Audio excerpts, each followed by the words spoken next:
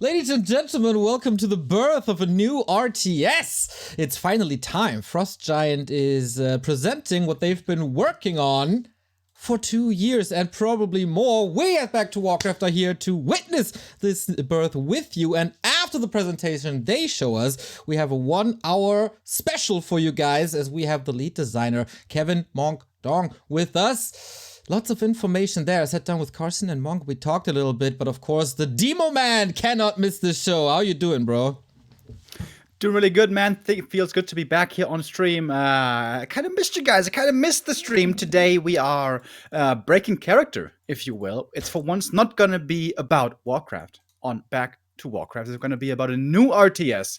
Neil, you nicely summed it up already before in YouTube videos and the like. Yeah, there's a very interesting new RTS game coming out by FrostGiant Studios, which most of our viewers are very familiar with. It consists of many of the old veterans of Blizzard, the people who made StarCraft and Warcraft back in the day and did a great job, left Blizzard for obvious reasons, and now they have their own project. And today, yeah, we're gonna have the reveal, man. Very exciting. Exactly. The stream of the Summer Games Festival is already running. We have no idea when the FrostGiant trailer will be playing. We, of course, have our eyes on it, but as long as there's no FrostGiant RTS content, I think we will be sticking with us to a degree at least. So, yeah, why is this so important? Because we haven't had a proper Blizzard-style RTS in such a long time. I think we all grew up in the 90s, the big time of RTS, where we basically had a great RTS every other year with Warcraft 2 and 3, obviously, with StarCraft, with Empire Earth, and all these other greats. But then in the 2000s, of course, we had StarCraft 2 and a couple of Age of Empires remakes, but nothing could really fit the needs that we had for this one new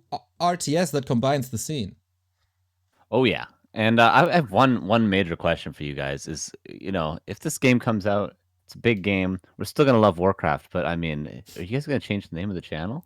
I was about to ask the same question at the end, man. Yeah, I don't know, man. Maybe we have to come up with some new ideas for sure. You could rebrand it to Back2Allcraft and get sued by Asmongold right away. That would be a great start, I think. You got to do what you got to do, you know, boys. Yeah. B2F, back to RTS.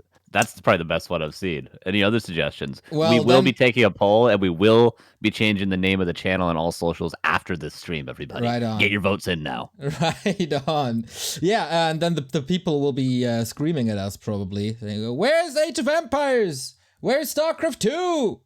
True. It's nowhere. In the dust. In the dust is where it is, everybody. You know, there was a new Dune RTS that came out not too long ago, and when I saw it first on Twitter, I was like, bro, RTS and the fucking Dune universe, which I'm newly a fan of, and I was like, Pog champ, bro. And then I saw the gameplay and was like, hell no, Pog, bro. And then it kind of faded away. We will very much hope that this is not going to be the case. Of course, this is the big talking point and conviction nowadays in the gaming industry, right? RTS has had its day. It's not really marketable anymore. It's not really the big franchise that big companies are looking for anymore. But there are studios like FrostGiant Studios that are also realistic. They know an RTS isn't going to be the next Fortnite. Let's be real. But I mean, who wants those teenagers anyways? Am I right, boys? But there is certainly an audience, a hungry audience for new, innovative gameplay, for interesting new ideas in the RTS sector. And there certainly is still taste for it, even lust for it, if I may. And yeah, how exactly is that going to look? What are those games going to be like? And is it going to be that new holy grail of RTS? That is, of course, the big question that we all have. Right on. And I think it's fair to say that nobody really applied new market mechanisms to RTS because StarCraft is already so old. I mean, it's still a great game, but it's still, when was it released? 2010, 2009, something around that. Since then, we've seen the rise of MOBA, we've seen the rise of Battle Royale, and we learned so much about gaming and interaction and also esports. StarCraft 2, of course, the real birth of the big esports that we know today. But since then, nobody really did it properly. Even with the Age of Empire release, there was also, we know that one, no ladder at the start, right? So now with people at FrostGiant, they had so much to learn, and they have the opportunity to apply all this good stuff that we have in other games to an RTS, and then we see the real potential of a modern day RTS. Yeah, like StarCraft 2 even was pre-Twitch. Of course, you mentioned it's like the first sort of big Twitch RTS game. It was before all these huge arena events, like really the birth of the big esports. We didn't see the Counter-Strike with the flames, and it was like a Kiss concert until a couple of years into StarCraft 2. So yeah, this is a big deal. This is the first big game, big release in the genre that they're actually putting an effort into making sure that everyone can hear about it and signal boost it and all that good stuff. And so far, the little we've heard from them, we did a town hall with the developers with Todd like a year ago or something like that. And they seem to be checking all the boxes. They seem to really have the right ideas. So everything we've heard, at least so far, the limited amount has been good things. But we also have heard good things from Blizzard too. So let's be fair to everyone here. That's my biggest worry as well, that they overpromise and underdeliver. But one thing that's on their homepage already, FrostGiant.com, and I think it's on there for quite some time, is the team that makes us really, really hopeful with people that we know from StarCraft and Warcraft, but they also list their core values. And I think this is something that we can all agree on, whatever it's listed there. They want the real players. They want multiple parts of the community, whether it be campaign, co-op that is very, very famous in StarCraft 2 especially. They want the competitive, and also, shout out to the Hive Workshop, the user-generated content. And they have good values. And values is something that we that are, of course, very, very close to Blizzard and their values. We need more values in our games, boys. Or more money, because Diablo and all that. That's what. Yeah, Blizzard's you know what's a great want. idea? I'm pitching this to FrostGiant right now. I oftentimes find myself in a position in the game where it feels really, really desperate, and I think I'm going to lose. Why not put some sort of loot box in there that I can pay $15 and get 2,000 resources? Right, bring back XP tomes, but make them just $5 a pop in game. Damn. Dude, listen, like I've been saying on Twitter, like at this day and age, okay, we are postmodern humans, right? We have to get with the times. It is the digital age. Like, if you are not a credit card gamer, can you even take yourself seriously? Like, if you are not ready to drop your contact information and your number in, if you don't know your credit card number by heart and are ready to plug it in, like, how dedicated to gaming are you really? Question for you, chat. I mean, come on now. I ordered 5 credit cards already. They are pretty cheap. Yeah, the good thing is, it's really easy to get into credit card debt. And, getting out of the debt, that's a problem for the Remo of tomorrow. Like, who cares about that? Just declare bankruptcy and then do it all over again. Right on. You do that with, you get student loans, but you only take one class, but you get a student loan for the whole year and all your rent and everything. You get 5 credit cards that you don't pay off, and you get a loan from the bank before you get the credit cards. And then bankruptcy, easy. The funny thing is, Carson doesn't realize that we're mostly playing off of like American pop culture and what we hear. All of this money and sanity isn't really much of a thing in Europe. It's just mostly not American. what you guys prop up. But yeah, you got a funny system over there. That's for sure. Canadian. Oh, there goes my cat. You scared my cat, Remo Demo. Nice, Unbelievable. nice, good job. And you want to get a dog, Remo? Just leave it be. I should stop casting and start giving business advice. Thank you, Bear. That's what I've been hoping to hear from you. Right on. Well, let's be real for a second, guys. What do you think can people expect? Like, we have seen a couple of presentations on stream now. It seems like it's a trailer and then a little talk with the devs. Like, what can we realistically get out of it, of this Summer Game Fest for FrostGiant today? That's a good question. It is, I think, pretty apparent that there's some pressure on these guys. There have been some RTS attempts over the last couple of years. Just going into RTS in the first place is a bit of a risk, if you will, if you go by market industry standards nowadays. They really want to make a splash. I think they will want to make clear that they are the disciples of former Blizzard, the part that has remained untarnished, if you will. And how are they going to manage that? I think it would be wise to go for some kind of merge between the audiences. So some StarCraft elements, like maybe, multitask gameplay and economy harassment, but also Warcraft 3 aspects, just to also include those communities. But I think it also makes sense from a modern standpoint. Like, what have we learned over the last couple of years of gaming? So people like having central figures in their games, meaning heroes or characters, leveling them up, ideally giving them items and having that progression. That's the first big lesson, in my opinion.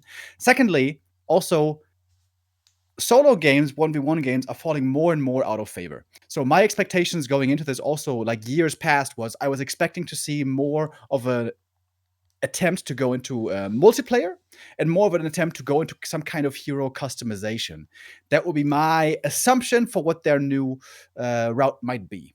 But I'm sure there's more, guesses to be had. Carson, what are yours? Yeah, it sort of begs the question of like how much could they have gotten done? Like what really are they going to show today? Because how long have they been around for, and how long does it actually take to make a game? Are my two big questions. Like, does it take 5 years? Does it take 10 years to make a game? In this day and age, it seems like people take 6 months and then they announce it and they No Man's Sky us, and then they have to remake the game retroactively. So like if they've been around for now 2 years, do they have something from inside the game? Do they have the engine worked out? Do they have all that to show us? Or do they just have maybe a theme or, a cinematic or something to show? Or are they just going to talk again, like we talked about on Todd's Town Hall in the past? They're just going to talk about, what they want for the game without actually showing it. And they must have something if it's in the show, though. But I think definitely people like Heroes, MOBAs, you mentioned earlier, Remo Demo, people are into that. And also just more interactivity is something we're definitely missing in Warcraft 3 and that people definitely enjoy nowadays too, with the rise of, or, the continuous rise of MMOs and stuff like that, and BRs. I want to touch on what Remo said as well. Like you said, they might be going for the best of all worlds, basically, to find a middle ground. But isn't there... there is a chance that if you go for the middle ground, nobody really likes it, because what they have at StarCraft, they want the full StarCraft experience, the Warcraft people want the full Warcraft experience, and you might be alienating two scenes if you're not really delivering what they are used to. Yeah, you can definitely make an argument for that. Like, if you're trying to satisfy everyone, you're going to end up satisfying nobody, especially in art and film and music. We see that a lot. Too real for me. But I think that's just a general assumption of mine, which might make sense in the gaming space, in the industry space. I think in the end, it's going to come down more to like the developers' ideas and inspirations. Like, they're going to sit down, and however their brainstorming works, they're going to throw different ideas into the pot. And you mentioned Monk earlier. We're going to have an interview with him later. He clearly comes from a background of StarCraft 2, but also Warcraft 3. I think I've heard Monk talk about how much he loves the lumber economy of Warcraft 3 like 25 times. So I got a feeling that may have a chance of making it in, So I think in the end, it's going to come down to the developers' thoughts of how to really make a good game. I don't think they sit there and are like, okay, what is the best margin that we can go for making a popular game? Like, they're not Disney, and thinking about how to include every little subgroup. I think in the end, it's mostly about what they think is going to make a good game. And I think this is where most of their decision making is going to come from. But that is the main part, but also I think, involving a couple of different mechanics, systems, like hero systems and like harassment systems, just simply makes sense. But in the end, it still comes down to the team itself. And that's also interesting about FrostGiant, right? They're not this huge conglomerate. They're not this unbelievably big company. Like Blizzard, how many employees did they have at their peak? Like 6,000? It's ridiculous. That's like a huge village full of people working on games and, of course, different projects and all that. How many people do FrostGiant have? Like maybe 20 or something? So it seems all very connected, very intertwined. And if I may say, it does remind of the early days of Blizzard a bit. Kinda does. I hope they do it right, of course. But yeah, since a lot of people are asking, we don't know when the trailer will be playing, because they play one presentation after the next. We don't have a schedule or anything. FrostGiant is actually in chat here. Welcome, guys. Hello. Shouldn't be too long, but it's a live show. Keep watching, and thanks again for all the support. Our pleasure, guys. Hope you enjoy this. So at the moment, as you can see, no FrostGiant here. So whenever they switch over, we will be there, and then we discuss what we saw, and then we present to you the 1 hour of Monk. It was kind of cool in the gym community, which is teaching Warcraft players how to actually play the game in competitive. There are a lot of Monk fans out there, and the entire day was just Monk emote spamming going on. Today is like International Monk Day or something. He's a good guy. He's a good guy. He's a good player. I mean, we play 2v2 all the time. He plays on World 3 Champions Ladder. He's always in the gym community helping people out because he's actually quite a high-level player. He definitely always beats my ass in 2v2. So it's like, it's cool to know. And I'm sure there's very similar people in FrostGiant for things like StarCraft and maybe even other RTS games. It's cool to know that there's people working on games that can actually play games. You always see developers as like, the old boomers that like, those video games are going to make them marketable for everybody, but not people that like actually understand and play games and come at it from like, the point of view of gamers, everybody. But you guys get my point. So it's cool there's people like Monk. I'm sure most other people on the team are like that as well. So we talked a little bit about the hopes that we have and what we realistically expect. What are your biggest fears when it comes to this game? Oh God. There's so many fears nowadays with new games. Like, how many times can we mention Reforged in this question?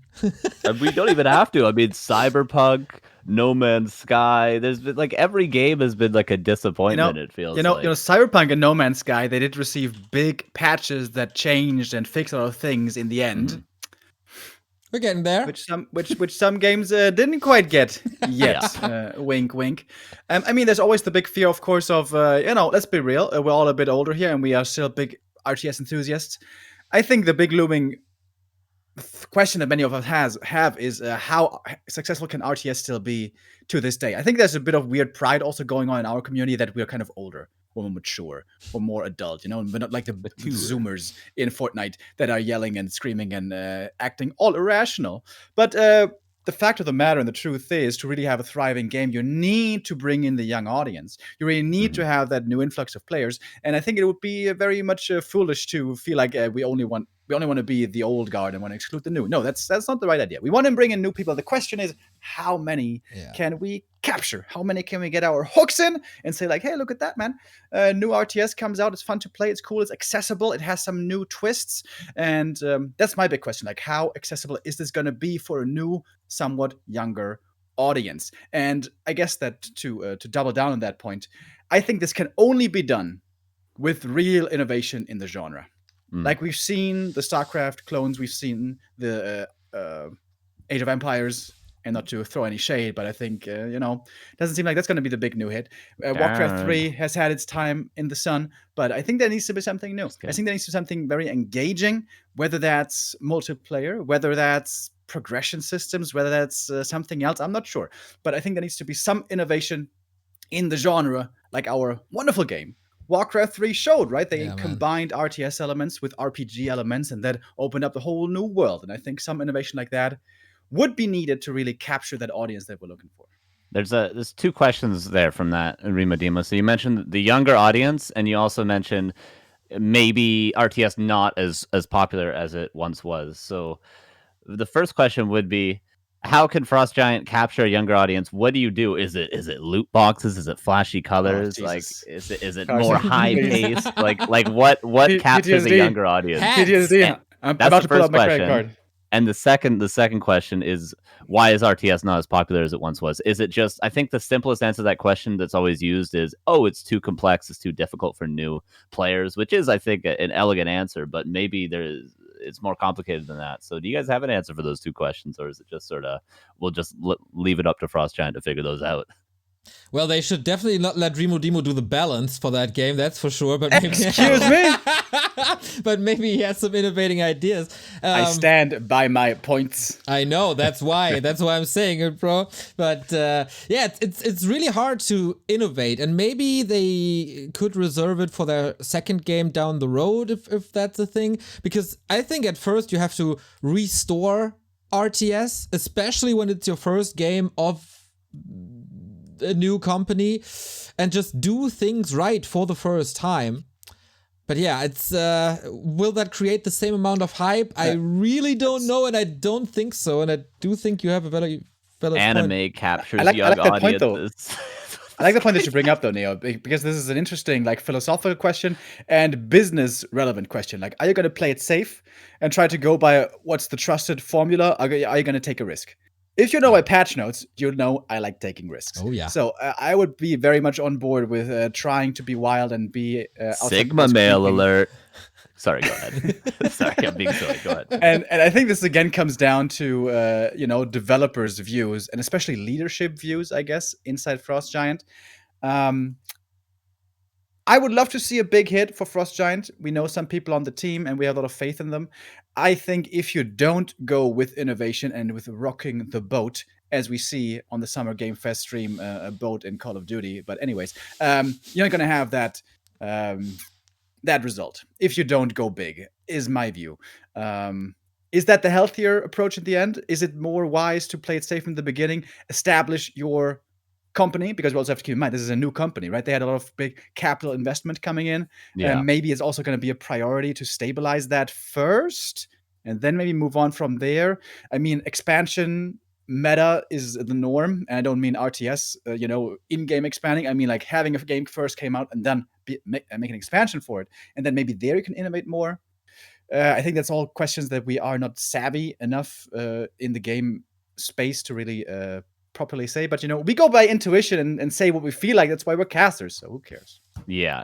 That is a really good point, that they most likely have a lot invested, if not, just the years of their life already, but a lot of money. So like, how much do they want to risk it with their first and, major release? It could even be their only release. It could just be sequels and sequels of this game to come. So yeah, I think that's a really, really good point. Oh, damn. So what else? What could we discuss? I think it's a little... We could discuss the setting, but it's also one of these things, right, where you kind of want to please both Warcraft and StarCraft fans. So how do you really do that? Yeah. Yeah. I mean, but it almost seems like in RTS and also like in fantasy, which kind of blends together, I almost want to say, in RTS. It seems like you only have two genres, right? And unless you want to go really creative. You either got high fantasy, low fantasy, whatever, some kind of fantasy, like medieval swords and bows and shit, or sci-fi, right? Like, is there something else? Or like realism, Middle Age stuff, like Age of Empires, of course. Then you have a little bit of a mix, like Command and Conquer, which has sci-fi elements, but is mostly realistic, depending on what game you're playing, of course. There also used to be like those commando kind of games, like RTS titles, World War games, like 20th century World War. But it seems to me like that has very little appeal, to be honest. But now that you mention it, I think that, I don't know, do you think we still need a base in RTS? Because there were some RTSs that tried to get rid of a base. Do we still need that? Do we need that kind of economy? Interesting. I mean, I've oftentimes said that I feel like it would be more interesting to work through objectives in terms of economy, so income. Meaning, if you accomplish the objectives on the map, I think it might be more interesting to make those give you income. As much as I love Warcraft 3, I think the economy is at some point like almost too simple. Like, you have a gold mine, that's your base, and then you put 5 acolytes into it, and then that's it. Or, and then you win. Simple as that, right? You need a narrow tower first, then you win. And a statue.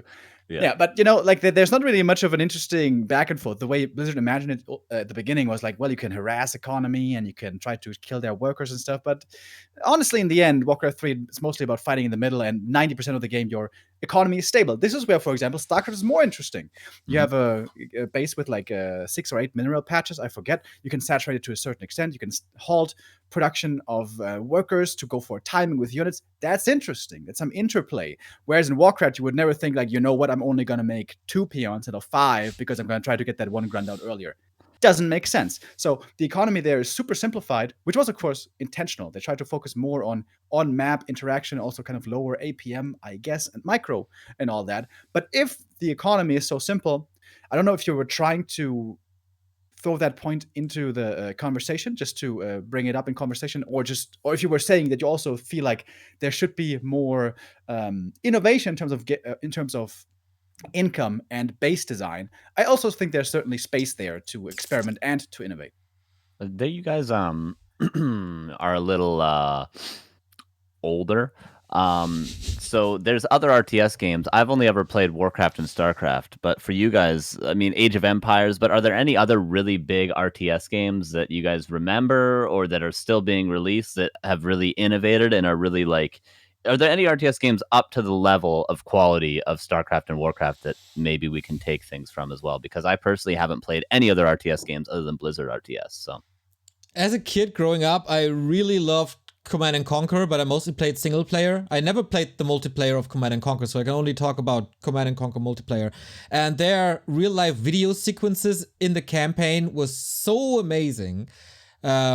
But because it was also very, very special. Like I don't know if you're too young for this, but we actually went to a store and got a box where the game was in, and they put a CD. I bought the battle chest. I have the battle. That's how I have Warcraft. Okay. So back in the day, we still put CDs in our computers, right? And that's where the video files were coming from. So that was really cool. I had the same experience with Wing Commander, so I always loved that. But apart from that, I don't miss too much of other RTS because what we have at Warcraft and StarCraft is pretty much unparalleled. Yeah, it's more nostalgia than this was a really cool thing in that game that I wish we had in our Blizzard RTS. There's not really anything that stands out there, I guess. Chad also making their voices heard, of course. Age of Empires, classic 1 and 2. Dune was the first one to spawn the whole genre, which was the big thing that motivated, or inspired, I should say, Blizzard back then, right? The Dune first game. Red Alert 2, one of my personal favorites. I think I played Red Alert 2. Never played Red Alert 1, but 2 I did play way before Warcraft. And, with those cheesy videos with the dynamic relationship between the Soviets and the Allies. Very interesting. But when it comes to gameplay, and I think in the end, Yes. trailers are nice. Campaign is nice. Presentation is nice. Friends, feature, progression systems, they're all nice. But in the end, when we come down to the nitty-gritty, especially as us esports folk, it's going to be about gameplay, in my opinion. And back in Red Alert 2, one interesting different concept that they had compared to the Blizzard games was their resources in Red Alert 2 were far outside the base. You had a fortified position which you were forced into because of where main building spawned, and I think you could only make buildings in a certain radius outside your main building, but I'm not exactly sure. I think it was something like that. But the resources you had to gather were out on the map. So you had to get out, gather them because you needed money. Then you also had to protect them. You had to send out units to protect them and try to harass your opponents. So this is a concept also that I'm sure they've talked about. What about make resource gathering if you have classic resource gathering instead of some kind of a objective resource income system? Make it more exposed, make it more interactive. Because as soon as it's out and exposed on the map, you have to defend yours, but also you have an opportunity to attack the opponents. That's something interesting, but that's also kind of straying away from the recipe that works, right? Yeah. Like StarCraft didn't do it, Warcraft didn't do it. It's a bit of a risk, but it could be interesting. I really hated it because of also how bad the AI was for the collectors. They always ran around like headless chickens and stuff, and it really felt annoying to me when I have to take so much care about economy. I want to command units. I want to command my hero. I don't want to deal with economy all the time. Like, I know what you mean. Fun. But that's a complete Warcraft mindset. Like this is ultimately, and I'm on board with you. This is ultimately why I stopped playing StarCraft 2. I played StarCraft 2 pretty heavily in Wings of Liberty and Heart of the Swarm, and I wasn't really good, but I was like Diamond or Master or whatever. So I played a good amount, right? But in the end, why I stopped playing was it annoyed me over time how much you had to take care of protecting economy and harassing opponent economy. Because I came from a Warcraft 3 background, and what I wanted to do was fight, go into battles, and go into micro testing grounds with my opponent. That's what I wanted to do all the time. Yeah. But in StarCraft 2, that didn't seem to be the focus. So I guess just for me personally, that is a concern I sort of have, a selfish one, that also the FrostGiant's game is going to focus much more on economy harass rather than micro big battles. Yeah. That's a really good point as well, as like the fights in general, like time to kill in different games, how zoomed out you are. I know from me watching like Age of Empires, it seems like it's very like, here's your big army, but you don't have an emphasis on individual units. Whereas Warcraft, except for unless you're in foggy zoom settings, I suppose, you're very close in. It's very intimate with every single unit, and that you control them individually, and there's blocks and surrounds and all that stuff. And you're really focused on the individual AI of every single unit. So, and it takes a long time to kill units. Especially, it could take a full minute to get one unit kill in a fight sometimes. So I wonder how much of an emphasis there will be on that, how long, let's say, the time to kill on armies in general will be, how big the scope will be, how big are the armies, is it 800 supply, is it 50 supply where you only have 5 units? Probably not, but that's also something that can vary hugely between RTS games.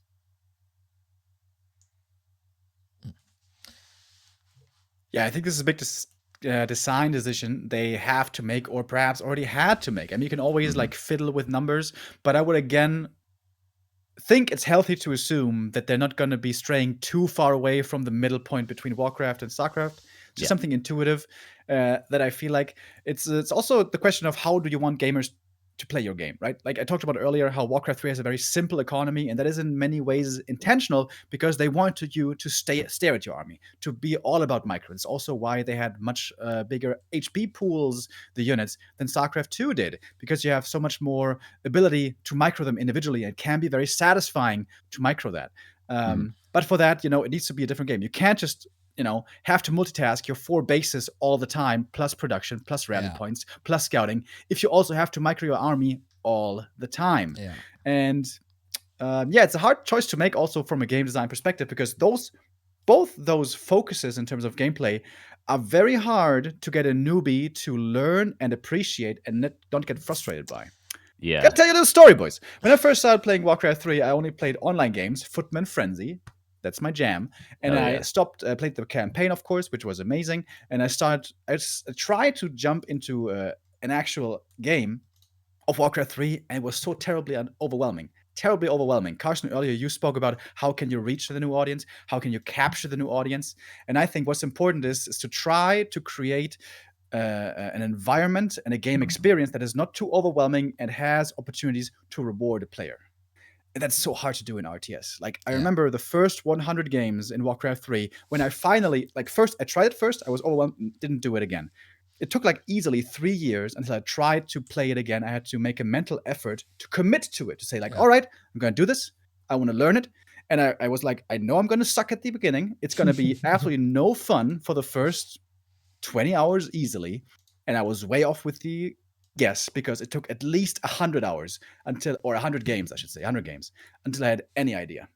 And I think this is one of the big milestones of RTS. Like, how can you bridge that gap of frustration for new players, and it gives them some kind of opportunity to give them a feeling of reward and of achievement and of enjoyment, quite simply. Mm-hmm.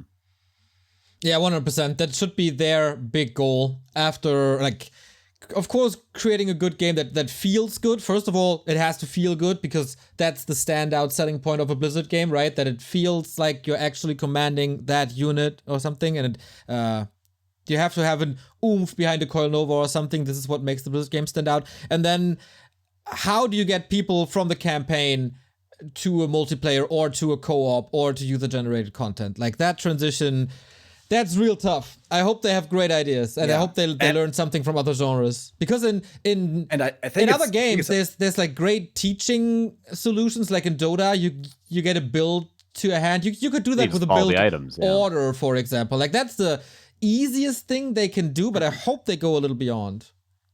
And I think it's very, very, very hard to execute properly. And normally also most titles don't focus on that new player experience too much until they're established and somewhat successful. I come from a Dota background of being pretty familiar with Dota 2. And for the longest time, their tutorial was a joke. Honestly, it still is a joke. It got a bit better. But how they took the hand of a new player and tried to introduce them to the game was not fun. It was brutal. That's also part of the reason why Dota is considered so elitist, because there's no easy way in for new players, which is a big problem for games. And I think it's extremely hard to do properly. Some games, just because of their easy to understand nature and easy reward system, are really good with that.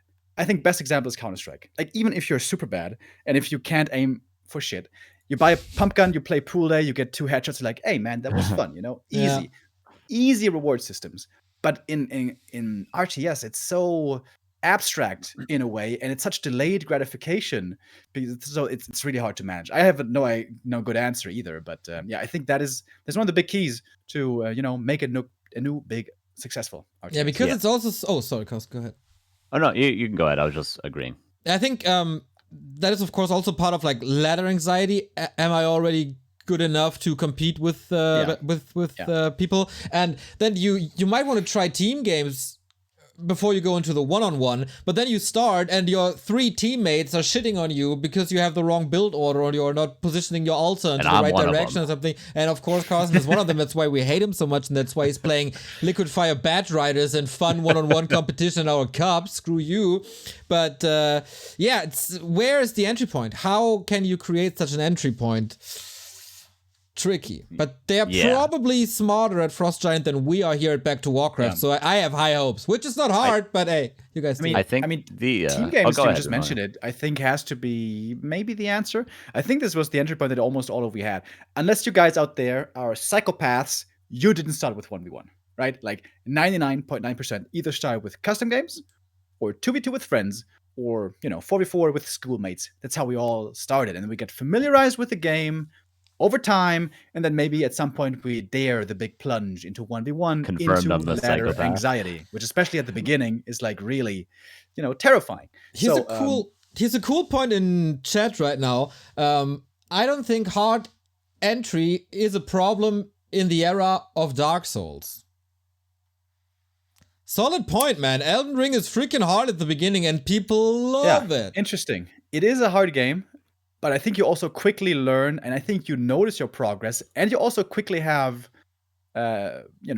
satisfying moments with, release of endorphins. Like even if you die at the first big enemy, like 1 hour into the game, after 10 minutes you beat him, maybe, roundabout, and then there's this reward. And I think in those games you still feel like you're quickly making progress, whereas in RTS, at least to me, it felt like you're much more stuck in the trenches, and you don't necessarily feel like so much you're making progress in your skill and development. I think this is a big point for games. The games that have been very, very successful, maybe outside of the RTS sphere. I think Elden Ring, you could say the same thing, although it's not a multiplayer game. If you think back to like some of the best of all time, like Super Smash Bros. 64, games like that, or like Valorant's really good nowadays, or like Dota was super popular. All these games, although they're competitive, they always make you feel as though you're the best player in the whole world. Like if you ask anyone in like when you're in high school or something, like, oh, who's the best Super Smash Brothers player? They'll always say myself. It's me. If you ask somebody who plays Counter-Strike casually, you'd be like, oh, who's the best player in your game? Oh, it's me. They find a way, these games, to make you feel as though you're the best player around. They reward you, even if they're competitive and even if you're losing, they reward you to make you feel good about the actions you're doing. Whereas if you're going to play Brood War or something, you're just fumbling and bumbling all over the place and you feel like a piece of shit. And same with Elden Ring. I feel like even though if you die on that first boss 100 times in a row, you're thinking, oh, everyone else died 200 times in a row. There's some system that makes you feel that way, that makes you feel like you're still doing a good job, even if you're literally failing in the game. Wow, The Rock is with us now. Sick. Oh, yeah. But look at this guy. Giga Chat, I'm sure he spends at least 10K on Diablo Immortal a month. Easy. Can you smell what he's cooking, though? Can you? I don't know. That's his wrestling catchphrase. If you smell. That was a lot of movies ago, Neil. Oh, he's advertising something. That's what I expect from him. No, don't show.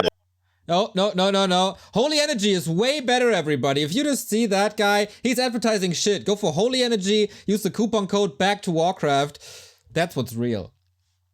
Yeah, no. Go away with your fake stuff. Okay, since a lot of people are asking, we're watching this presentation. We don't know when the FrostGiant Reveal trailer will be. Once it's there, you will see it here, of course. Until then, we have a little podcast. If you have some questions, if you want to share anything, like your biggest fears, your biggest hopes, your biggest wishes, let me know.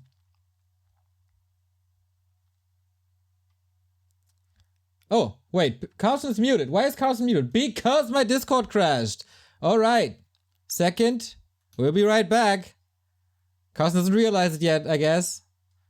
Okay, here we go. We're back, everybody. Are we muted? We're back. We're back. Missed all the rock banter. Sorry. What were you saying? Discord kind of crashed. Oh, that's all right. We were just talking about the Rock's gym. We were getting our rocks on for the Rock, Yeah, we're big fans, Neil. We're Big fans, especially of the movies. Love the movies; they're so good. Yeah, all of them are good. Every single one of them just are actually good. And It's they just incredible. keep getting better, if we're honest. So I can't wait in 10 years when the testosterone has run out. I mean, when he's been practicing really hard, and you know, If they just keep getting better, is he going to be like lead role in Citizen Kane in 10 years? Is that what we're going to get out of Dwayne The Rock? Yeah, get out of the way, Daniel Day-Lewis. There's a new Giga Chat in town. Speaking of Giga Chats, everybody, what are your thoughts on heroes in this game? Do you think it's likely? Do you think they will go that path? Do you think it's necessary, especially for our scene, to have heroes? Would you alienate the StarCraft scene a little bit, or scare them away if there are heroes? That's especially for us, and we are here somewhat biased, the $1 million question, right? Like, we obviously want heroes really, really, really badly. They have a lot of appeal for a lot of players. And I already said in the past, I think it makes sense to include heroes because of, progression systems and to have a representation in the game and all that. But I'm sure there were meetings for FrostGiant, like, are the StarCraft and the RTS community going to be displeased? Are they not going to like it? I think, again, it's going to come down to developer opinions. Like, what are their views going to be in the end? You can't really make a game, I think, only designed around what you think people might like. It seems like that's just going to be a downward spiral into nowhere. But the question you asked, is there going to be some heroes?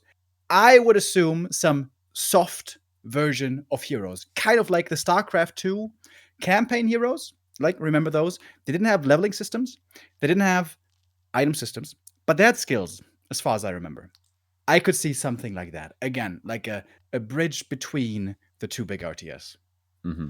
Yeah, you have to find a middle ground for sure. And, the point of the StarCraft sort of campaign heroes, I do remember that slightly. But, that's probably going to be the closer memory for them. It's going to be the more near and dear memory as opposed to maybe how Warcraft is done. Warcraft, we have to remember, is really, really old. Some of the systems in Warcraft are, just not put into games any longer for probably good reason when it comes to what people want today. So, I mean, maybe how StarCraft did it, maybe a little bit better, and maybe they're going to have fonder memories of that and implement something closer to that. But I think probably heroes in some way. Yeah, I always wonder when it comes to this, like, how do they decide these things? There must be so many internal arguments. How many races do we have? Right. What's the theme? Like, is there heroes? Is there no heroes? How much supply? How long is the time to kill? Like, there must be so many. Maybe they don't argue because that's why they're a good development team. But I would argue about everything. I would so hate to be the guy who makes the final decision and disappoint everybody, but sometimes I feel in Warcraft heroes are too strong, especially when you reach level 3, for example. So I would definitely flatten that power spike curve. I really like the idea of leveling and having different skill builds if they work. So I would be a little disappointed if there's no levels and you don't have that variety in a certain unit or hero kind of character. Would love to see that. But I'm not the one doing decisions, I guess. Agreed. Remove heroes. AKM always the best at. But what is AKM without the Blood Mage? Come on. Okay, it's not coming. I think earlier on Twitter he said the only thing I care about is if there's going to be Blood Law, and imagine if there's going to be like a Blood Law little cameo. What about those Dryad backstraps, AKM? What about those? I don't know what you're referring to there, but... But when he kills Dryads, he always says, tasty Dryad backstraps. You don't know about the Dryad backstraps, Ribodemo? I've just been informed. Ooh, how long should a standard game be in your Pay book? Money Wubby? Oh, dude, he should be in commercials, but he has no... he'll never get ads, except unless it's Adam and Eve. But this is a good question. This is a good question. Risk. How long should a standard game be in your book at Back to Warcraft? I think that's a good question. Like one map, I guess. So we're living in a day and age where everything must be condensed and short, and people have to be still like excited about new stuff. So I think I don't want to say the shorter the better, and I would love to see epic 40-minute games, but I don't think that's modern. So slightly shorter than Warcraft. Average game length, so around 12 to 15 minutes, I think. I think the average. I disagree with that. I think me too. Boo, Neo, boo. Okay, it's my stream. Bye, everybody. Well, I think the obvious generic answer here is it would be great if we would have a variety of all sorts of things, and this is the thing that everybody would like if there's really explosive hectic games that can be over in 5 minutes, but at the same time, if you go into an epic one, it could be 35 minutes. I like what you're saying, Neo. Having it nice and compressed is especially good for a short attention span audience, aka casual audience. But if you look towards big successful games like Counter-Strike and Dota, and maybe even League, but I don't know much about League, they invest into big time frames. Like Counter-Strike is at least like 30 minutes a map, 45. maybe Wait. 40 minutes, and Is it coming? Dota's They similar. said legendary developers. Maybe it's that. Oh, shit. Here we go. Thumbnail faces.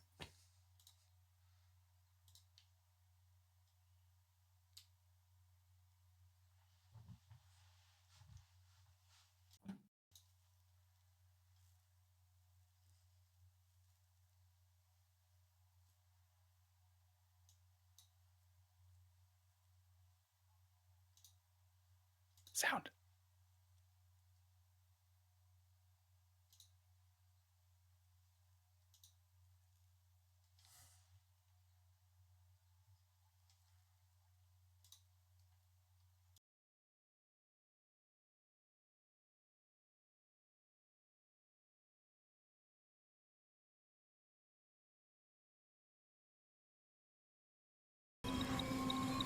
Command, I may be onto something.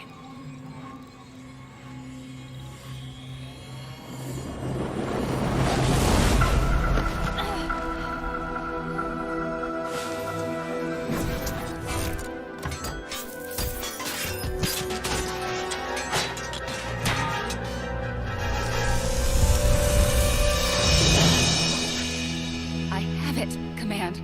Repeat, I have it. Mission accomplished.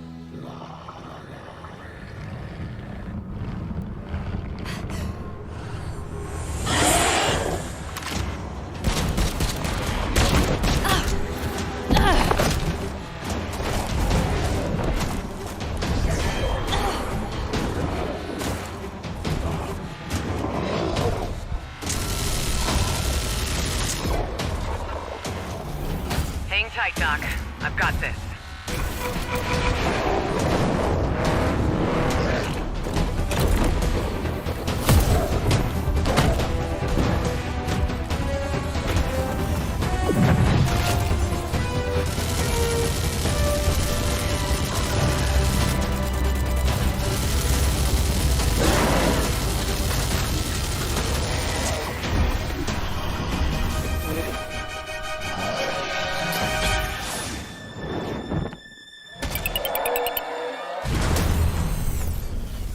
Got him. Glad you could make it. We gotta move. Now. There's a storm coming. And hell's coming with it.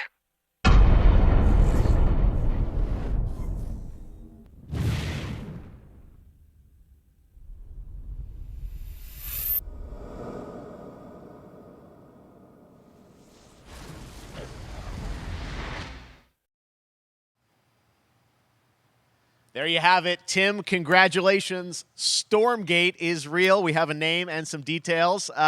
So, first of all, congratulations on this announcement. We're so excited about the return of RTS, brand new franchise. What is a Stormgate, though? All right, so Stormgates are portals that open during a massive solar storm that unleash the infernal host on future Earth. Okay. And we saw some hints of some, I mean, you know, you guys coming from Blizzard and StarCraft, everyone wants to know about races. You know, tell us about the sides in this RTS game. Yeah, we're unveiling our first 2 factions today, but there will be more. So the Human Resistance, and we saw an archaeologist from the Human Resistance in that intro cinematic, and then also the Infernal Hosts, who are these demon-like monsters who come from another world. I think one thing everyone wants to know about, especially your background pedigree of the team, of, you know, where do you want to push the RTS genre? It's something we've all loved for decades, but, you know, opportunity for a lot of innovation. I know you're going to show us, I think, some hints of where you're going to go image-wise with the actual gameplay made in Unreal Engine, but any sense of what you want to do for the gameplay in this game? Absolutely. But the first thing I want to say is we are very consciously trying to stay true to what players already love about RTS. Where we're really trying to push the genre and be innovative. First off, approachability. For one thing, we're free to play, but no pay to win, no NFTs, nothing like that. Just to lower that barrier to entry to get players in. But we're also really trying to be a lot more social. So you'll be able to play the campaign cooperatively. We've got 3-player open-ended co-op, and we've even got 3 versus 3 for competitive multiplayer. But of course, we've also still got 1v1 competitive. And as a little surprise, I think we've got some first kind of work-in-progress images from the game, right? Yeah, these are still very much still being worked on, but some shots of actual assets that we're building in Unreal Engine 5. Wow. Well, I love it. 2023, you said, for the beta, so people can sign up now, get ready. And I'm just so thrilled that there is a brand new RTS franchise coming from you guys and your background and what you did, at Blizzard and StarCraft. We're so excited about this team, FrostGiant. Thank you so much for giving us your announcement today on Summer Game Fest. Thank you so much for having us here. Really grateful. Awesome. All right, FrostGiant Stormgate, keep an eye out for it. Now it's time for another indie game announcement that I'm excited to share with you. Highwater. Check this one out. Poggies. Stormgate 2023. I think those were the 2 big things that popped out to me there. 2020, really? That's so, like, one guy in the chat was like, 2023, really? But like, we thought we were going to be like 45 years old by the time this game was released. 1 year for did he say beta, alpha? Yeah, beta. Full release? Beta, yeah. Yeah. Yeah, little side note, by the way, that I love my references, especially Lord of the Rings references. Boys, did you catch the references in the trailer? We had Kerrigan versus a Balrog, pretty good, and also, did you hear? He said, "I'm glad you could make it," just like Jaina with Uther. Glad you could make it, Uther. Yeah, they're paying homage. I like it. Yeah, anyway, as you said, the homepage is down. I entered it already. Playstormgate.com. There's a flood going on I'm right going now. too. Whatever. But you know what? You know what, boys? You can already find it on Steam. Ooh. They just released the Steam page. Stormgate. You can find it. It's already listed under free to play. And I did this myself already. You can put it on your wish list. This doesn't mean much. This just means that you're going to get notified. But you know what it also does? It also helps increase their numbers and what's it called? Their reach and there's a word. Algorithm. Algorithms. That's the one. You see, Carson, he's the smart one, even without a mustache. It helps them get ahead in the algorithm. So if you guys care about the future of RTS, oh my God, now I sound like a preacher. But anyways, if you guys want to help him out, and I certainly do, check him out on Steam, Stormgate, hit that wish list button, and let's try to help him out and try to see how good this game can be. And yeah, it's not too far off indeed. 2023 beta. First of all, best thing, I guess, free to play. Everybody can check it out without paying anything. I think this is modern day. This is how you do it. This is how every relevant, especially esports title is done. There will, of course, be other types of monetization. They were promising no NFTs, etc. So I'm pretty sure it will be via stuff like co-ops or story chapters or skins or something. So they have to have some sort of monetization, but that the base of the game is free to play, it's amazing. Yeah, I've always loved this concept as well. It might end up being a little less lucrative as some other modders, but I've always been a big fan of Dota 2. They've always managed to do this, stay completely free to play and run their monetization through skins. Now with RTS, you have the advantage that, like you said, co-ops, for example, something that for especially Monk extensively worked on in the past on Blizzard games. I'm sure if there's co-op here, he's also going to be involved in this one. And what else did I try to say? And the campaign, of course, and the campaign as well. Maybe that can be monetized, partly monetized. But yeah, the fact that the barrier of entry is pretty much entirely removed. Love that way, the fact that they're going this way. And I don't know. Very exciting to see where this is going to go. What do you think about the in-game looked good too? I was about to ask the same. Yeah. So we have this picture up. I'm on the Steam page. I'm on picture 3. I could see people hating on that a little because it's too bright and too colorful and too gloomy. But then the next picture, or the second next picture, when it's at night, this looks pretty amazing, to be honest. And the most important thing for everybody who was burned throughout Reforged, things pop out. You see, They're not all gray. This one It's guy, not all yeah, gray. it's not all gray. How is that? Like, there's actually games where you can identify units. What the hell? So that's a pretty cool approach, and this is clearly one of their design philosophies, as you can see with the environment and with the units as well. We got silhouettes and we got contrast. Boys, isn't it amazing? Yes. The stuff you can do if you actually take a look at what your game looks like. And it's, of course, vitally important, not just, the fact that you like the game, the way the game is looking from a still, like we see here, but also in a hectic RTS game with high action and high movement, it needs to be identifiable at just a glance. And I think, it's only, what is this, 3 images we're getting here? So we're getting a tiny glimpse only so far. But I tell you what, it looks better than Reforged already. Yeah, much better. Where are the footprints everyone's asking for, though? We need We need more footprints, everybody. Let me pay for footprints in this game. That would be quite. There we go. That would be quite something, eh? The footprint DLC, hell yeah, dude. How do I switch my Steam to English, by the way? Because there's more information in this text here. Oh, that's a hell of a question. So they do have campaign. Epic story campaigns is what they say, which is good. Social RTS. I really wonder how they make that work. So you go top left and then Steam and then settings and then interface. And there you can select English. Remo, you're so great. Inglandio, or American, as we call it over here in Canada. Why don't you guys speak American? All right, so let's check this out. Together.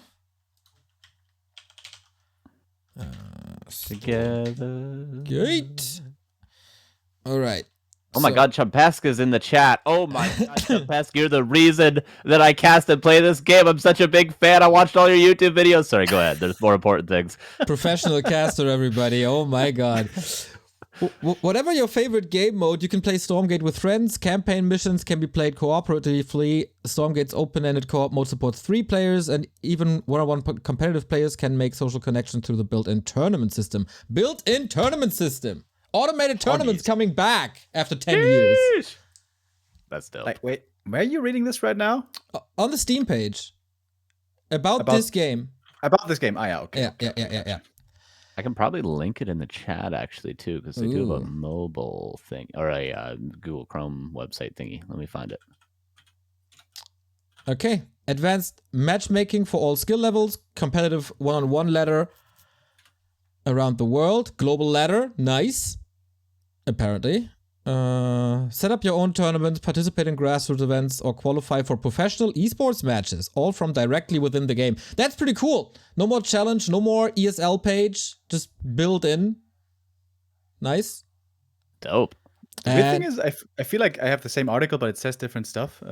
Leaks at Remo Demo's side? What else is there? No. I also have this about this game section. I'm going to just read the bullet points. So, Stormgate is the RTS everyone's been waiting for. Boy, have we been waiting. So, epic story missions, obviously going to be part of it. The first truly special RTS, big claim. The next generation of RTS competition with 1v1 ladder. Oh, seems like that's going to be a priority on release. That's good. Free to play, never pay to win, and also unleash your creativity in the editor. Another classic hallmark of StarCraft and Warcraft. Dota 3. Okay. In Stormgate. So, guys, we talked a lot. Do we want to hear from someone who really knows what's up with this game? Maybe a developer, maybe the lead designer of this wonderful game, Mr. Kevin Dong? Hell yeah. It was fun with you guys. Wait, where did I put this, actually? There we go. All right, this is the first impression. We will probably do a podcast with in-depth first impression, or do you guys want to share anything else? Any last words from you guys before we let Kevin talk? Pretty excited about it. That's all I'll say, man. I mean, I know there's always going to be people that are negative Nancy's, but have faith and add it to your wish list because that actually helps a lot. Like they've been stressing, it helps a ton to add it to your wish list. So if anything, just do that. Just do that, guys. Add it to your wish list. It's very helpful. Yeah, like it legit is. Like it helps the algorithm. Seriously, go on Steam, add to the wish list. We're all big RTS fanboys, and yeah, it's been really exciting. Really hyped. We have some hope again after having been in the valley of desperation. But and now I'm gonna hear from the man. Let's go.